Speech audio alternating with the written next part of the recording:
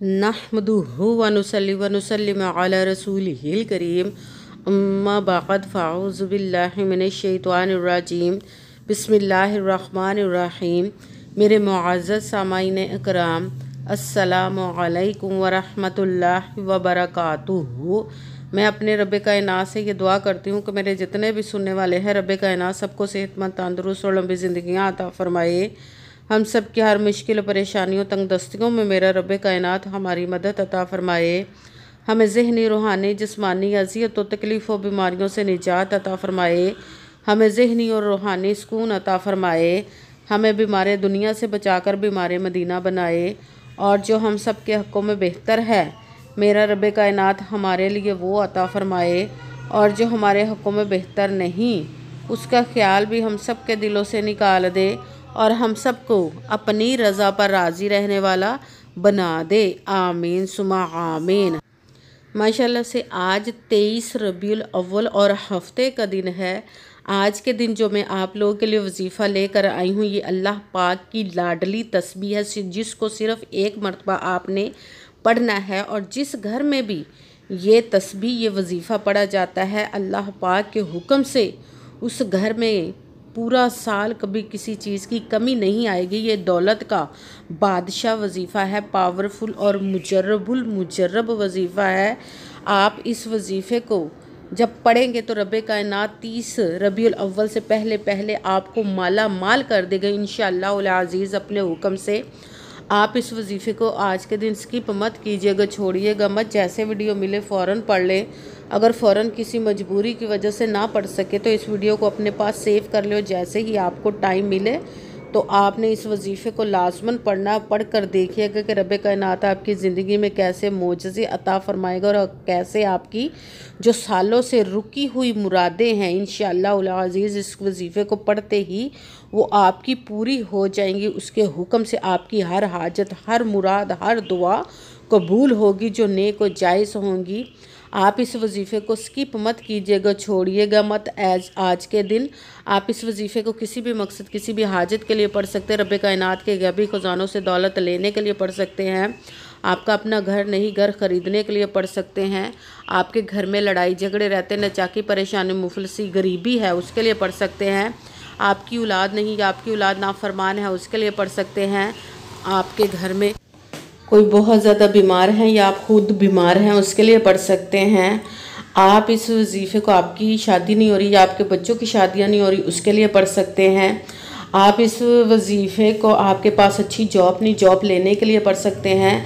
आपके ऊपर बहुत ज़्यादा कर्ज़ है, उतरने का सबब नहीं बन रहा, उसके लिए पढ़ सकते हैं। आपके पास अच्छा भला कारोबार चलता हुआ अचानक से बंद हो गया, उसके लिए पढ़ सकते हैं। आपके ऊपर बहुत ज़्यादा कर्ज है, उतरने का सबब नहीं बन रहा, या आपने अपनी कीमती चीज़ या पैसे किसी को दिए, उसके लिए पढ़ सकते हैं। आपके घर में सुकून नहीं, आपकी ज़िंदगी में आपके घर में सुकून नहीं, आपके कारोबार में, दौलत में, रिज़्क़ में बरकत नहीं, उसके लिए पढ़ सकते हैं। आप इस वजीफ़े को, आपके ऊपर जादू टूना, बंदिश, नज़र बद, हसद कुछ भी है, उसको ख़त्म करने के लिए पढ़ सकते हैं।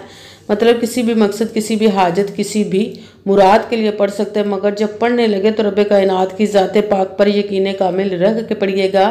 कहते हैं कि यकीन कामिल होता है, पीर कामिल नहीं होता। और अच्छी नीयत रख के पढ़िएगा कि रब कायनात कुरान पाक में इरशाद फरमाता है, इन्नमल अमालु बिन्नियात, कि जो अमलों का दारोमदार होता है वो नीयतों पर होता। अगर हमारी नीयत अच्छी है तो हमारा अमल भी अच्छा होता है, और अगर हमारी नीयत ही अच्छी नहीं तो हमारा अमल भी अच्छा नहीं होता। चाहे हम जितनी मर्जी मेहनत कर लें, जितनी मर्जी कोशिश कर लें, हमें उसका फल, उसका अजर अच्छा नहीं मिलता। इसलिए अच्छी नीयत रख के, पुख्ता यकीन रख के, और 5 वक्त की नमाज की पाबंदी लाजमन रखिएगा। फिर इस अमल को कीजिएगा। और अमल करते वक्त आपके दिलों में, जहनों में ऐसा वसवसा नहीं आना चाहिए कि हम ये अमल कर रहे हैं, पता नहीं हमारी मुराद पूरी हो या ना हो। ऐसा हो नहीं सकता कि हम रब कायनात के किसी इसम का या कलाम पाक का वजीफ़ा पढ़े और हमें कामयाबी ना मिले। ये हमारे ईमान की कमज़ोरी, जिसकी वजह से हमें नाकामी मिलती है। आपने सिर्फ अमल करना है, उसका फल, उसका अजर देना उस ज़ात पाक का काम है, क्योंकि उसके दस्ते कुदरत से कोई चीज़ बाहर नहीं, उसके कुन कहने की देर है और फायाकून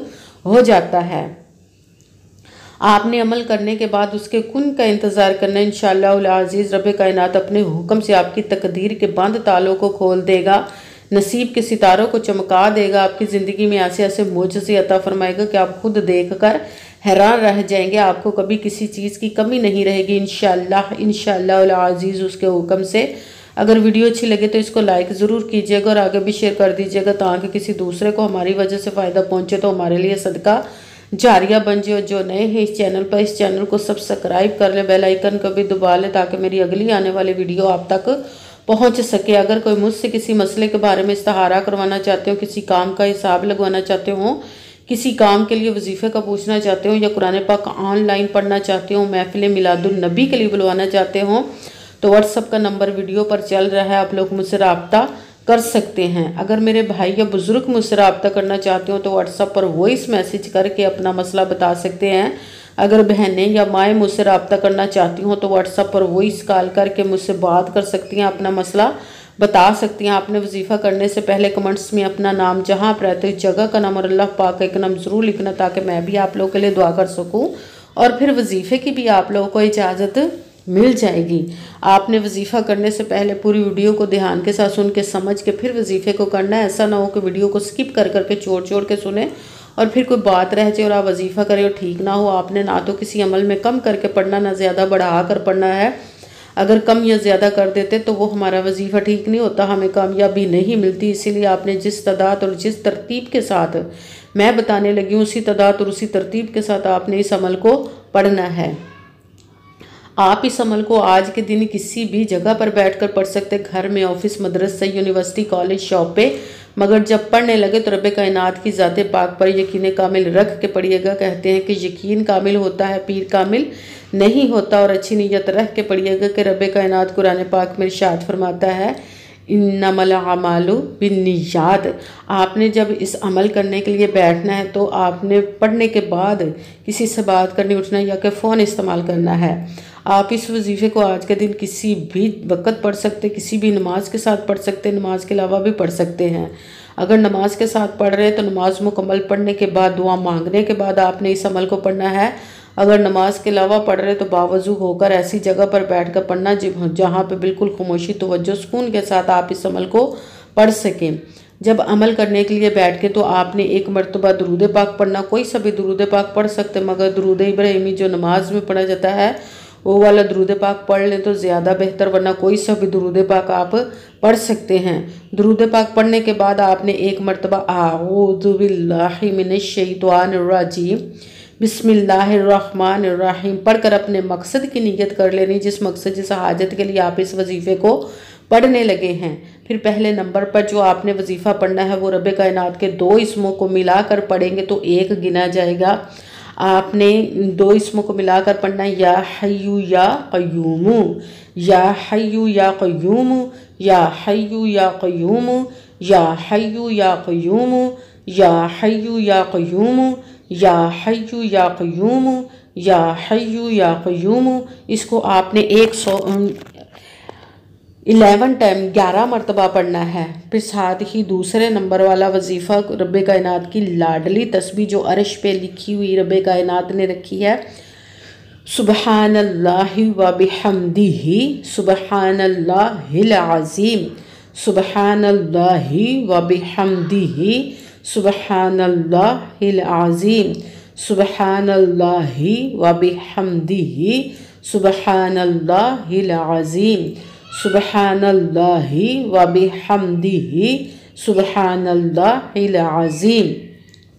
इसको आपने 100 मरतबा 100 टाइम पढ़ना, ना एक कम ना एक ज़्यादा, पूरी एक तस्बीह पढ़नी है। फिर आपने तीसरे नंबर पर जो वजीफ़ा पढ़ना वो कुरान पाक की एक सूरत का पढ़ना है, जिसको 1 मरतबा पढ़े तो 1/3 कुरान पाक 10 पारों का सवाब मिलता है, और अगर 3 मरतबा पढ़े तो पूरे कुरान पाक का सवाब मिलता है। बिस्मिल्लाहिर्रहमानिर्रहीम कुल हुवल्लाहु अहद अल्लाहुस समद लम यलिद वलम यूलद वलम यकुल लहु कुफुवन अहद। बिस्मिल्लाहिर्रहमानिर्रहीम कुल हुवल्लाहु अहद अल्लाहुस समद लम यलिद वलम यूलद वलम यकुल लहु कुफुवन अहद। सूरत इखलास को आपने 3 मरतबा 3 टाइम पढ़ना है।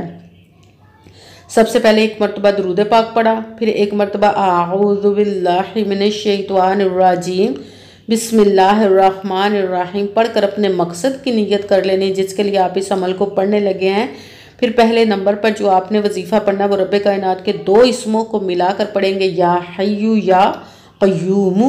इसको आपने 11 मरतबा 11 टाइम पढ़ना। फिर साथ दूसरे नंबर वाला वजीफ़ा सुबहानल्लाहि व बिहम्दिही सुबहानल्लाहिल अज़ीम, इसको आपने 100 मरतबा 100 टाइम पढ़ना, ना एक कम ना एक ज़्यादा, पूरी एक तस्बीह पढ़नी। फिर साथ ही तीसरे नंबर पर कुरान पाक की सूरत इखलास का वजीफ़ा पढ़ना, बिस्मिल्लाहिर्रहमानिर्रहीम कुल हुवल्लाहु अहद अल्लाहुस समद लम यलिद वलम यूलद वलम यकुल्लाहु कुफुवन अहद। सूरत इखलास को आपने 3 मरतबा 3 टाइम पढ़ना है।